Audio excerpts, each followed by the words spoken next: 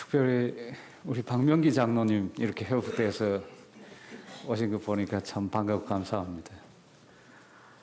그리고 다른 장로님들 그리고 집사님들 만나서 감사하고요.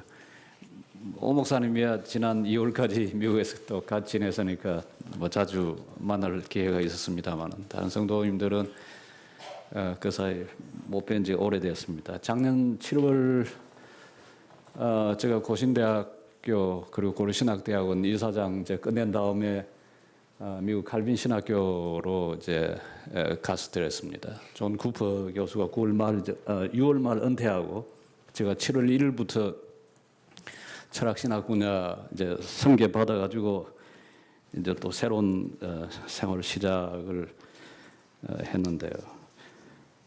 그것을 모으면서 그 안에 있을 때보다는 우리 국내에 대한 걱정이 훨씬 더 커졌습니다. 뭐 안에서 살면 잘 모르죠. 그런데 바깥에 있으면 우리나라가 얼마나 위험한지 어떤 상황에 처했는지 그거에 대해서 더 많이 이제 민감해지고요. 그리고 거기 나온 뉴스들을 보면 금방 한반도에 전쟁이 일어날 것 같은 그런 상황이었습니다. 정말 2월 달에 평창 올림픽을 할 수 있을까 하는 걸 걱정할 정도로 작년 연말까지는 그 위기가 고조된 그런 상황이었죠. 그러다가 갑자기 4월 말 김정은 그리고 우리나라 대통령 이름이 뭡니까? 갑자기 생각이 안 나요. 우리 문재인 대통령 만나는 걸 보고 참 감사했습니다. 뭐 어떤 분은 정치적 쇼다라고 그렇게 이야기를 한 분이 있었다는데요. 그것 때문에 물론 이번에 그냥 왕짝 무너져 버렸죠. 그러긴 했지만은 그러나 그것이 이제 물꼬가 돼서 이제 북미 회담도 가능해졌고 또 북미 회담도 지난 또 6월 12일 이루어졌습니다. 저는 세 가지 의미에서 참 우리 하나님께 감사를 해야 한다고 생각하는 게 우선 첫 번째가 어쨌든 전쟁은 막았습니다. 그 전쟁의 위기라는 건 무슨 북한이 우리 남한 쳐들어오는 게 아니라 미국이 북한을 치는 그 일은 일단은 막은 점에서 참 감사하게 그 생각을 합니다. 우리가 생각하는 거하고 미국 사람들이 생각하는 거는 건 상당히 다르거든요. 우리는 지금 서울하고 이 DMZ하고 거리가 뭐 40km도 채 되지 않는 그런 가까운 데 살고 있는데 미국 사람들은 그거 잘 모르거든요. 북한이 저렇게 하니까 그건 뭐 한번 공격하면 하루아침에 아니면 며칠 사이에 그냥 끝낼 수 있는 일을 왜 이렇게 질질 끌려가나 하고 그렇게 생각하는 게 미국 사람들 상당히 많은 사람들이 생각했는데 이제 그런 위험이 지나갔다는 거 감사하게 생각하고 두 번째는 이제 북한 사람들도 이제 먹고 살아야 될 거 아닙니까? 이번 북미 회담 계기를 통해서 이제 북한을 도울 수 있는 길도 열리고 북한이 개방될 수 있는 길도 열려서 우선 북한 주민들이 정상적인 또 제대로 된 그런 생활을 할 수 있게 된 것에 대해서 감사하고요. 세 번째는 이제 이를 통해서 아직은 통일은 되진 않았지만 그러나 저 남북한 평화의 문이 열린 것, 뭐 아직 평화는 완전히 오지는 않았죠. 단순히 전쟁이 없는 상태만을 우리가 평화라고 할 수는 없으니까요. 그러긴 했지만은 그런 길이 이제 트였다는 점에서 참으로 감사하게 생각을 합니다. 지난 5월 말에 고려대학교에서 베리타스 포럼이라는 게 있어가지고 그거 이제 강연하느라고 제가 잠시 들어왔습니다. 다음 주 다시 미국으로 나갈 텐데요. 이렇게 말씀으로 우리 성도님들과 같이 교제하게 되어서 대단히 감사하고 또 기쁘다는 말씀을 드립니다. 잠시 기도하시겠습니다. 자비신 아버지 하나님, 우리의 삶을 주님의 장중에 붙드시고 또 그 가운데 특별히 우리 교회 성도님들을 주 안에서 지켜주시고 오늘까지 보호해 주신 것 감사합니다. 오늘 말씀을 통해서 주님의 목소리를 듣고자 합니다. 성령 하나님께서 저희들을 붙들어 주시고 깨닫는 마음을 주시며 오직 우리 하나님 안에만 저희들이 소망을 두고 살아갈 수 있도록 인도하여 주옵소서. 예수님 이름으로 기도드립니다. 아멘. 제가 하는 질문을 먼저 던져보겠습니다. 여러분, 삶이 뭐라고 생각하십니까? 삶은 뭐다라고 단어 넣기 한번 한번 해보십시다. 제가 보니까 1부 예배보다 2부 예배 이름 아는 분들이 훨씬 많네요. 제가 곧장 지금 성함을 불러서 어떤 집사님, 어떤 장로님 해보십시오라고 할 분들이 보니까 1부 예배보다 훨씬 많은데요. 대부분 지금 보니까 저 익숙한 얼굴들이거든요. 저하고 눈이 안 맞추려면 눈을 살짝 좀 낮추시는 게 좋습니다. 박동식 집사, 삶은 뭐다 한번 해보세요.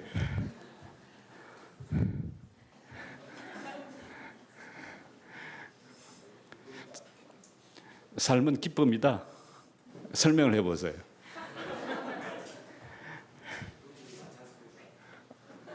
슬픈 일도 많은데요. 기쁜 일만 보려고 한다. 이제 고개를 이쪽으로 좀 돌려볼게요. 누구 이름을 부를까요? 누가 삶은 뭐다라고 한번 답을 한번 이야기해 보십시오. 제가 성함은 잘 모르겠는데 여기 저를 지금 보시고 계시는, 이렇게 앉아 계시는, 고개 돌리시는 분. 삶은 뭐라고 하시겠습니까?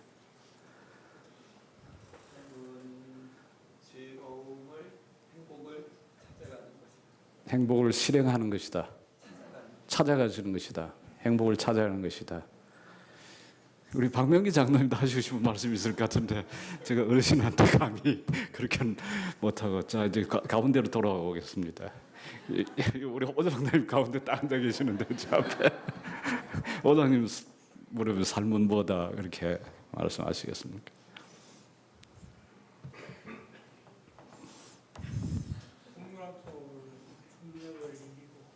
생물학적으로는 중력의 일이고 이제 복잡하게 나옵니다. 오장님이 평소 같으면 한 10분은 말씀하시겠죠 지금? 움직임이고, 예. 중력을 이기고 움직이는 것이다. 예. 예. 신앙적인 죄를 이기고 하나님을 사랑하는 것이다. 예. 김수환 추기경이 아마 젊었을 때인 모양인데요. 아마 1960년대 중반 정도 되었을 때인가 봅니다. 대구에서 초청을 했답니다. 강연을 해달라고. 주제가 삶이란 무엇인가. 그런데 아무리 생각해도 대구 가는 기차를 서울역에서 타고 내려가는데 그 답이 떠오르질 않더라는 거예요. 그런데 홍익회 그 회원이, 홍익회 회원하면 젊은 분들은 잘 모르시죠. 홍익회, 그 기차 안에서 물건 파는 그 홍익회 있지 않습니까? 회원이 지나가면서 삶은 계란, 오징어, 땅콩,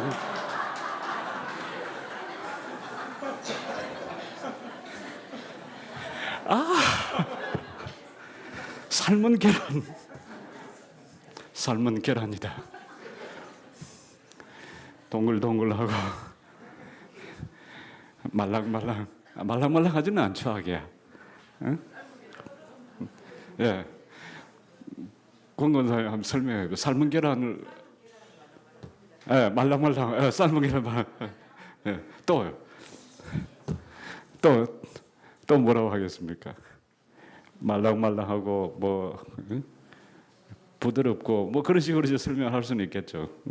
그렇다고 어떻게 삶이 계란일 수가 있겠습니까? 뭐 어떤 사람이 등산 갔다 왔더니 내려와서 식당에 들어가니까 삶은 고기, 삶은 고기다 그랬다는데요. 자, 지금 이제 세 분 이야기가 나왔습니까? 삶은 기쁨이다. 삶은 뭐라고 그러셨죠? 행복을 찾아가는 길이다. 삶은 생물학적으로 말하면 중력의 힘에 의한 운동이고, 영적으로 말하면 죄를 뭐라고 그랬습니까? 죄를 이기고 창조주 하나님을 향하여 나아가는 길이다. 나아가는 걸음이다. 또 말씀, 아무래도 권권사님 하시고 싶은 말씀이 있을 건데 하는 거기서 삶은 뭐다 한번 해보십시오. 단어를. 삶은 전쟁이다. 삶은 싸움이다. 사실은 공건사님 세대나 우리 박장로님 세대는 저희들보다 이제 한 10년, 15년 우리 선배님들은 당연히 그렇게 말할 수밖에 없습니다. 6.25 전쟁 생각해 보십시오. 6.25 전쟁을 경험했죠. 6.25 전쟁을 경험한 1950년대, 60년대 초반까지만 해도 우리나라를 지배하던 우리나라 경제계나 정치계뿐만 아니라 심지어 교계조차 지배하던 가장 중요한 가치는 무엇이었겠습니까? 생존입니다. 생존. 살아남아야 한다. 그러다가 이제 박정희 대통령이 정권을 잡으면서 경제개발 5개년 계획에서 시작이 됐잖아요. 1960년대. 그리고 70년대, 80년대. 그때는 이제는 생존 가치에서 뭐가 그걸 대체했습니까? 경쟁입니다. 살아남기는 남았는데 다른 사람보다 이겨야 되죠. 좀 더 아파트 평수를 늘려야 되고, 좀 더 좋은 대학에 들어가야 되고, 좀 더 돈도 많이 벌어야 되고, 좀 더 사회적 지위도 높아져야 하고, 그런 방식으로 죽으라고 정말 달려온 세대가 아마 우리 세대들까지 아마, 그리고 우리 아마 밑에 저 한 50대까지 아마 40대 후반까지 지배한 아마 가치였을 겁니다. 그런데 오늘은 어떻습니까?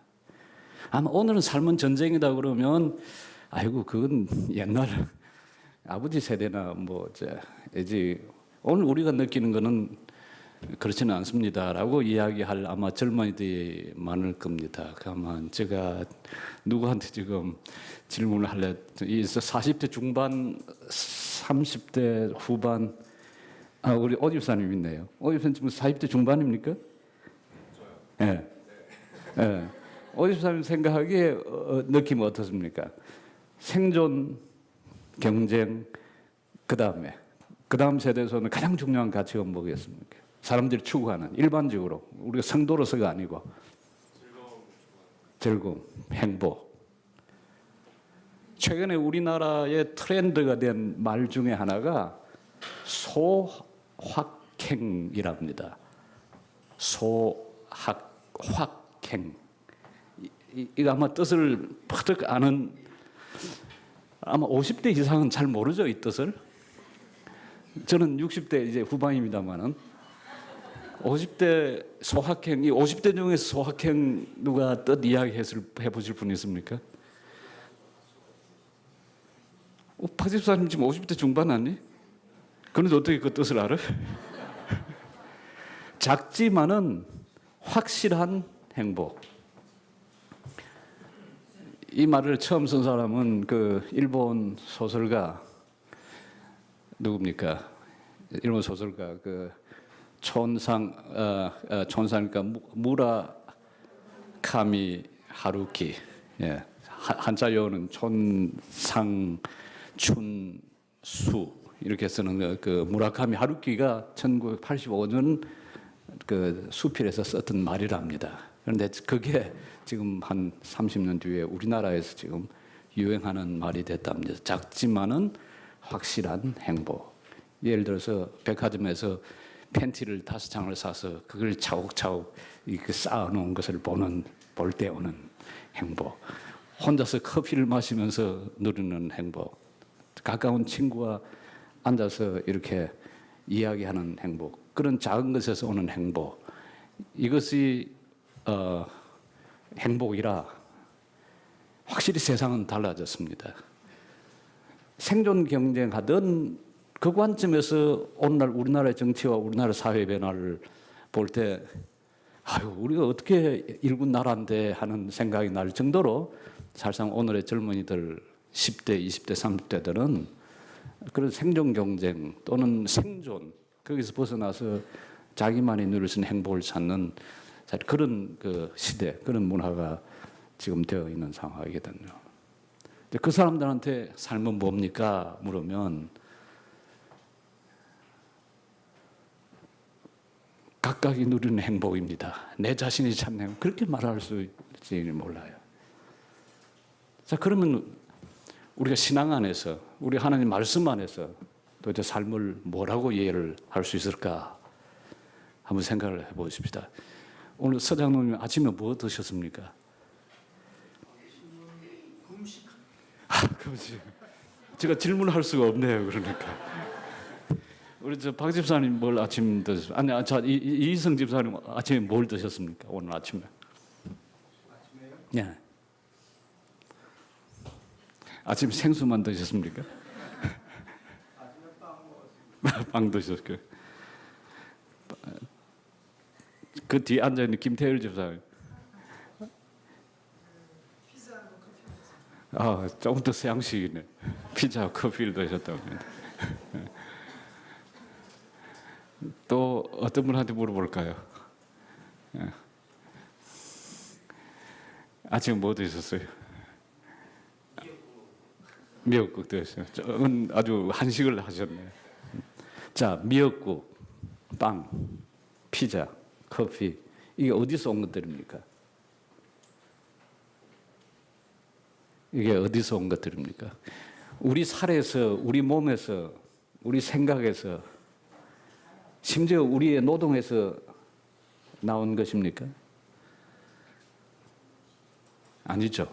내 자신은 아니죠. 누군가 농사지은 것, 누군가 만든 것, 비록 내가 돈을 주고 샀다 하더라도 내가 아닌 다른 사람들의 노동이 투입되어서 그게 우리의 식탁에까지 사실 올라왔습니다. 그런데 거기 재료로 쓰인 것 보십시오. 밀, 빵 만든 밀, 그리고 우리가 마시는 물, 생수의 그 재료, 커피, 이 재료는 어디서 온 것들입니까? 그건 누구 덕분에 우리 식탁에까지 올 수가 있었습니까? 농부들 땀 흘려서 만든. 그런데 그 농부들이 일한다 하더라도 비가 오지 않고 햇빛이 비치질 않았다면, 그리고 물이 거기에 공급되지 않았다면 우리가 먹는 음식들 그거 우리 손에까지 올 수가 없죠.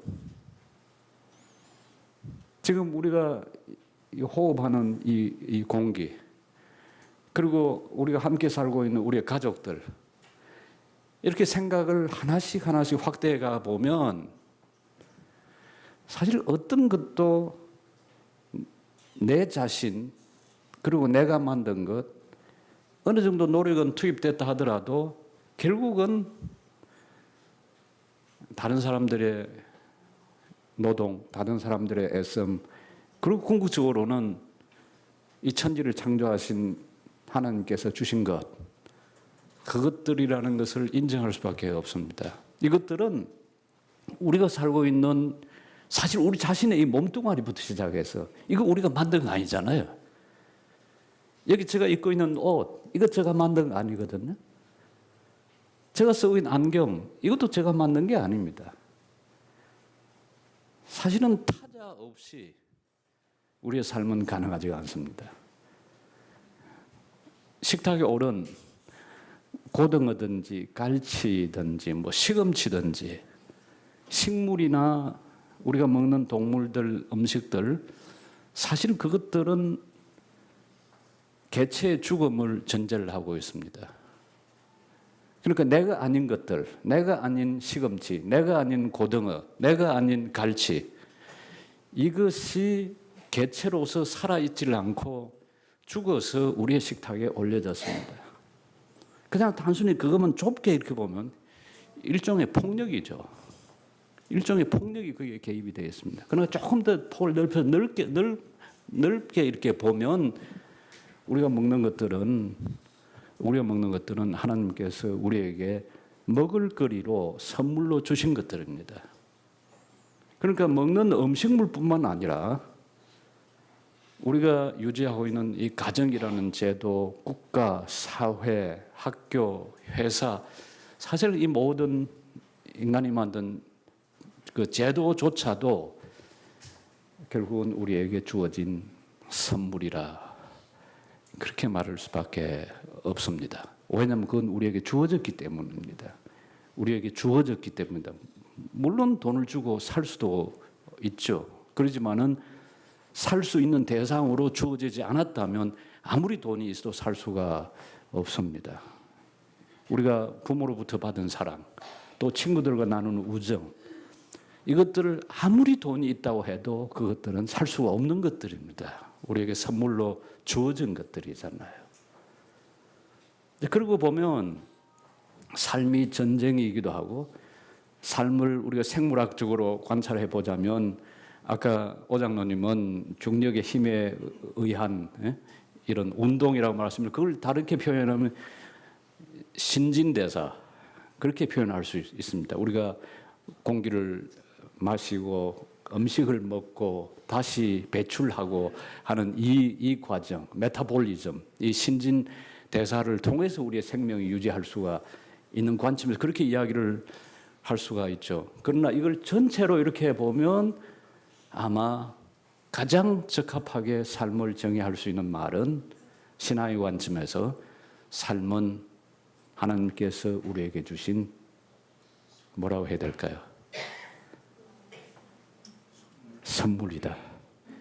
히브리 말로 그걸 마타트 엘로힘, 하나님 주신 전도서 3장에 나오는 표현입니다. 우리가 먹고 마시고 하는 이 모든 것들, 우리가 수고하는 것들, 이 모든 것이 결국 하나님께 주신 선물이라.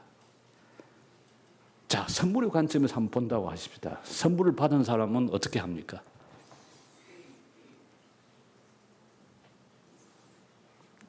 김 장로님 선물 받은 어떤 기억이 있습니까? 어떤 선물 받은 기억이 있습니까?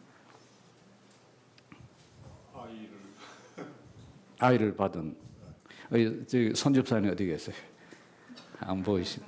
그 뒤에 딱 거기 숨기고 저 뒤에 숨어 계시네.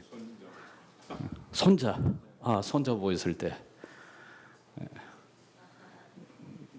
손자 보였을 때. 또 다른 선물 이야기들. 서장로님 어떤 선물 받은 기억이 있습니까?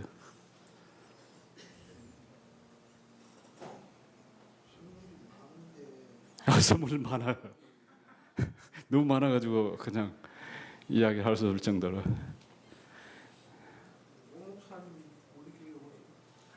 네? 오 목사님, 선물이라. 제가 이제 따져서 물어보겠습니다. 자, 오 목사님 선물이면 그 선물로 받은 서장님은 뭘 하십니까? 뭘 하셨어요? 예. 오 목사님이 잘 네, 내가 나와서 물건이 된다. 개척을 많이 했어.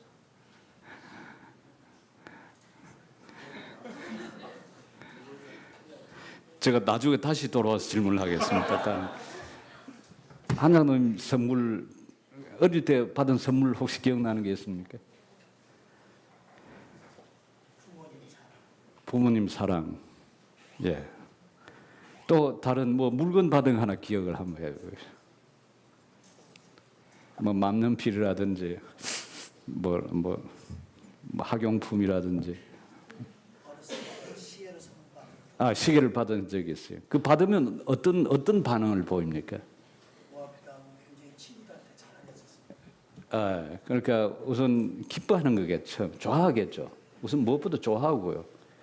그 다음에 그 선물 준 분한테 감사할 거고요. 그 다음에 친구들한테 자랑도 하고요. 그리고요. 그러면 시계를 받았으면 그냥 장롱에 감춰두었습니까? 어떻게 합니까?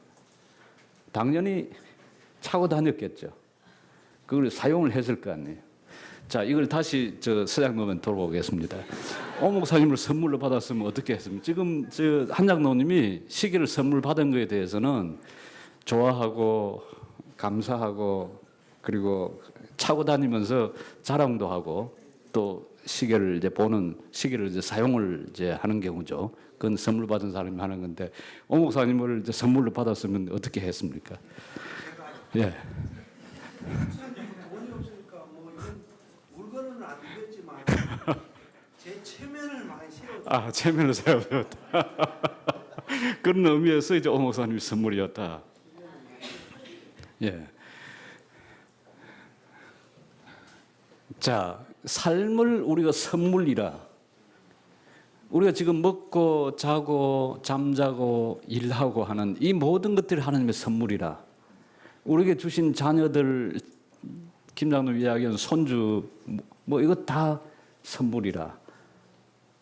그러면 거기서 오는 기쁨이 있을 테고, 그리고 감사가 있을 테고, 당연히 손주 자랑 좀 많이 하셨겠네요. 그러면 자랑도 하게 되고, 또 필요한 것은 우리가 그걸 사용을 하는 게 선물을 받은 사람이 마땅히 하는 태도입니다. 자, 성경 말씀을 이제 가보십시다.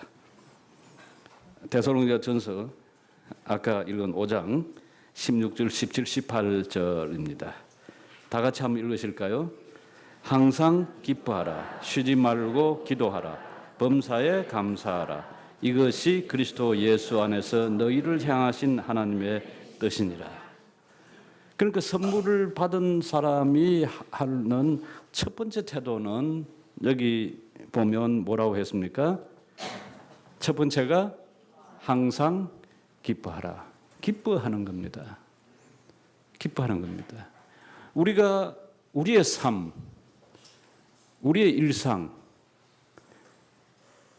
우리의 일, 휴식, 자녀, 가족, 가정, 친구, 이것들로 인해서 우리가 보일 수 있는 첫 번째 반응은 기쁨입니다.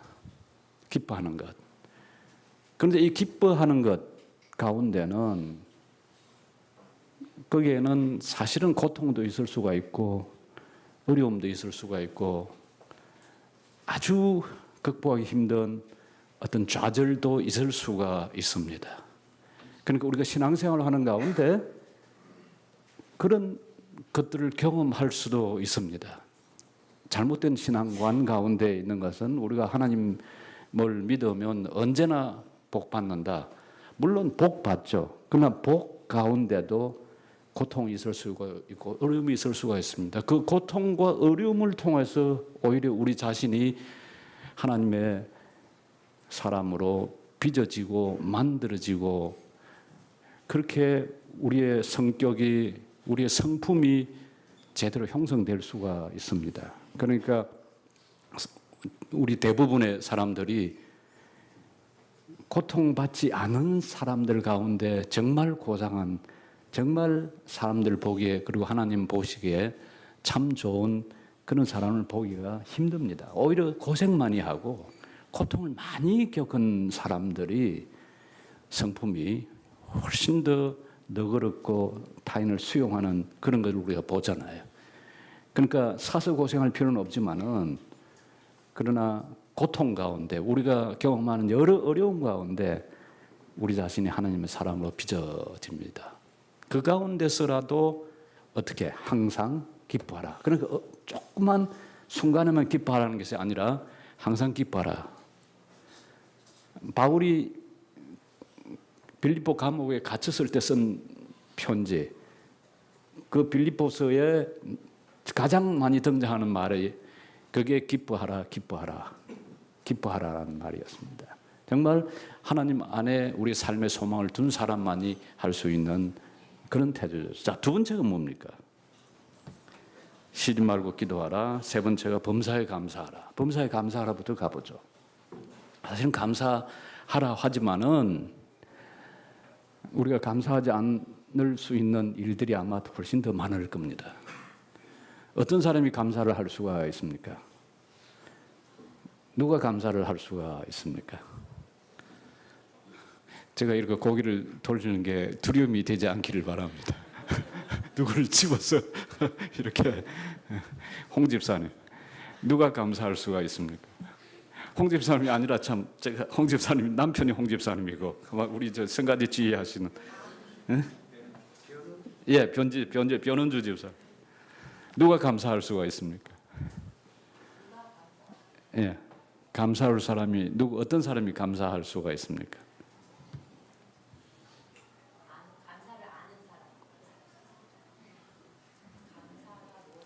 아, 감사가 무엇인지 아는 사람. 감사가 무엇입니까?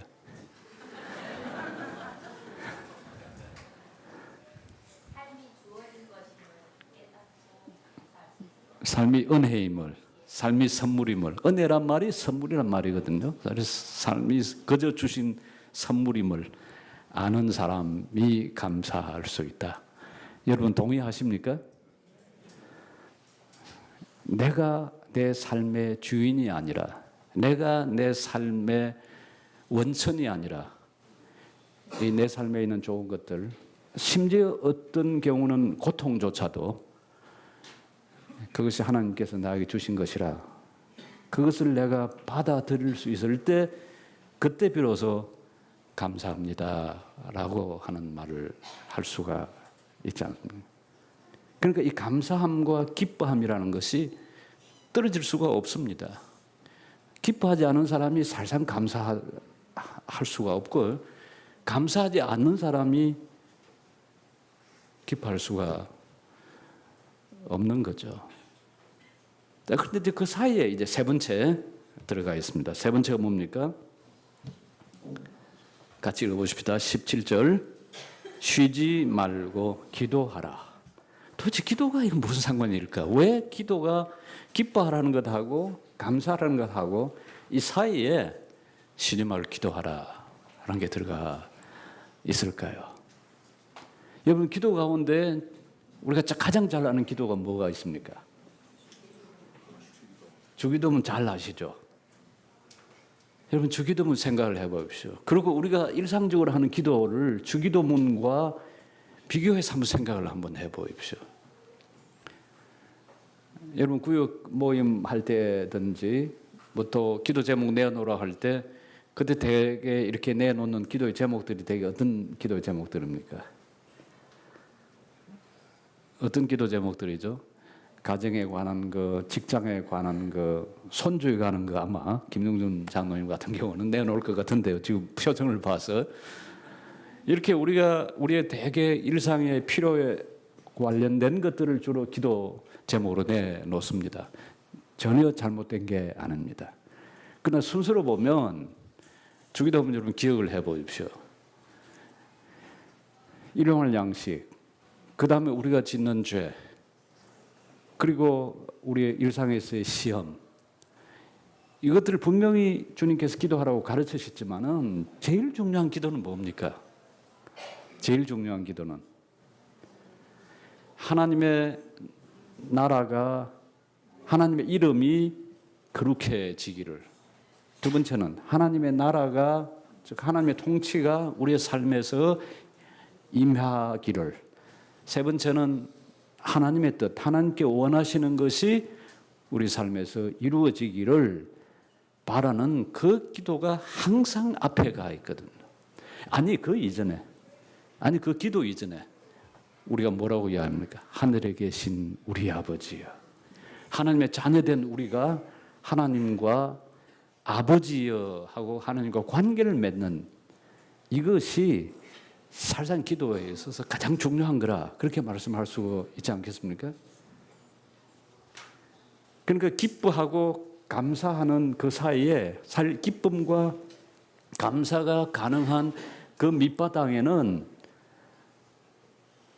뭐가 훨씬 더 중요한 걸로 자리 잡고 있습니까? 하나님과의 관계, 아버지와의 관계입니다. 하나님은 우리의 아버지 되어 주시고 우리가 하나님의 자녀가 되는, 하나님과 자녀 사이의 이 언약의 관계, 이 약속의 관계, 이것이 이루어지는 것이 살상 기도의 가장 중요한 아마 핵심일 겁니다. 무엇이 일어나고 무엇이 되고 우리의 소원이 성취되고 하는 훨씬 그보다 더 중요한 것이 하나님은 우리의 하나님, 우리의 아버지가 되어주시고 우리는 하나님의 자녀가 되는 거죠. 사실 이런 사람만이, 이렇게 될 때 우리는 우리의 주신 우리의 삶을 하나님이 주신 선물로 누리고 감사하고 그로 인해서 기뻐하고 그로 인해서 하루하루의 그 일상의 삶을 정말 당당하고 겸손하게 하나님께 소망을 두고 타인에게는 넉넉하고 너그러운 그런 삶을 살아갈 수가 아마 있을 겁니다. 그렇겠습니까? 그렇지 않겠습니까? 그렇겠죠. 가만 생각을 해보면 우리가 이 다 머리를 가지고 있으니까 생각을 차근차근 따라가 보면 이런 논리적인 결론을 우리가 얻을 수가 있습니다. 이것이 우리 성도들이 그리스도 안에서 누릴 수 있는 삶의 축복입니다. 자, 마지막 부분 다시 한번 읽어보죠. 18절 범사에 감사하라. 이것이 그리스도 예수 안에서 너희를 향하신 하나님의 뜻이니라. 그러니까 기뻐하는 것과 기도하는 것, 범사에 감사하는 것, 이것이 그리스도 예수 안에서 하나님께서 우리에게 가지신 뭐라고요? 하나님이 기뻐하시는 하나님의 너희를 향하신 하나님의 뜻이다. 텔레이마 투 데우, 하나님의 텔레이마, 하나님께서 원하시는 것이다. 곧 이것이 선물로, 삶을 선물로 받은 하나님의 자녀들이 누리기를 원하는 삶이고 삶의 방식입니다. 이것이 저는 세상 사람들과 달리 그리스도인들이 하나님께 소망을 두고 살아가는 방법이라고 믿습니다. 정말 여러분들 한 분 한 분이 행복하셔야 합니다. 우리가 행복해야 세상 사람들이 우리의 행복함을 보고 아, 예수 믿는 삶이 저런 삶이구나 하고 감동받을 수가 있고 기뻐할 수가 있고 그리고 그걸 원할 수가 있습니다. 우리가 그러지 않으면 맨날 이 세상에서 모든 짐을 다 짊어지고 가는 사람처럼 그냥 항상 얼굴이 찡그러지고 기쁨이 없고 불만만 계속 나온다면 예수 믿어봐도 쓸데없네, 별거 아니네 아마 소리를 들을 겁니다. 늘 말씀 가운데 기뻐하면서 감사하는 삶, 또 그리고 이것을 떠받쳐주는 기도하는 삶, 그리고 말씀에 충만한 삶, 그 삶을 우리 다 같이 살아가기를 기원합니다. 자비신 아버지 하나님, 우리 둘에게 성도님들 지금까지 보호해 주시고 주께서 은혜 베풀어 주신 것처럼